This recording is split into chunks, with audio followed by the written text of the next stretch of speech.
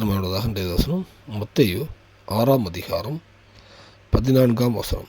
மனுஷருடைய தப்பிதங்களை நீங்கள் அவர்களுக்கு மன்னித்தால் உங்கள் பரமபிதா உங்களுக்கு மன்னிப்பார்.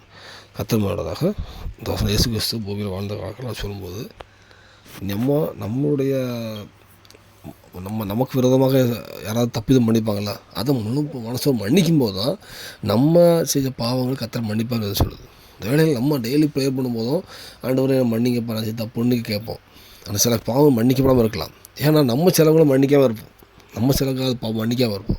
நம்ம இன்னைக்கு இந்த வேலையில் நம்மளே நிதானித்து யாரையாவது மன்னிக்காமல் இருக்கோமா, ஏதாவது உறவின் முறையிலையோ யாரையாவது மன்னிக்காமல் இருக்குமானால் நம்ம செத்தாலும் வரக்கூடாதுலாம் பேசுவோம்.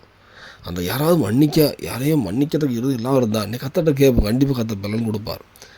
அப்படி கேட்டு எல்லோரும் மன்னிக்கும்போது உங்கள் பாவத்தையும் கர்த்தர் மன்னிப்பார். அப்படி மன்னிக்கும்போது தான் பரிசுத்தாவிங்க பரலோகராஜ்யம் எல்லாமே வருது. ஏன்னா நம்ம அந்த பாவத்தை மன்னிக்கணும்னா நம்ம சில விஷயங்களை இப்போ கையில் ஹோல்டு பண்ணியே பிடிச்சிருந்தோன்னா நமக்கு மன்னிப்பு கிடைக்காது. அந்த வேலையில் எல்லாத்தையும் மன்னிக்கிறதுக்கு இருதயத்தை கற்று கேட்போம். நம்மளால் முடியாது, இருதயத்தை கேட்போம். கண்டிப்பாக எல்லோரும் யாரெல்லாம் உங்களுக்கு மனசில் தோணுதோ உங்களுக்கு தப்பிதங்கள் பண்ணிதாங்க, யாரெங்களுக்கு சத்துவாக இருக்காங்க, சட்டை போட்டாங்க, ஆரோக்கியம் பண்ணாங்க, எங்களுக்கு கெடுதல் பண்ணாங்க, அப்படி யாரையாவது தோணுதோ எல்லோரும் முழு மனசை மன்னிங்க. கண்டிப்பாக உங்கள் கூட்டங்களும் தேவன் மன்னிப்பார், சாட்சியுள்ள வாழ்க்கை தருவார். நீங்கள் எதெல்லாம் கஷ்டப்பட்டு இருக்கீங்களோ எல்லா வீட்டிலேருந்துமே விடுதலை தருவார். இந்த பூமியில் சாட்சியுள்ள வாழ்க்கை பரலோகத்தை ஆயத்தப்படுத்துவார். அர்ப்பணிப்பும் தேவனுக்கு விஷயம் வராகாமே.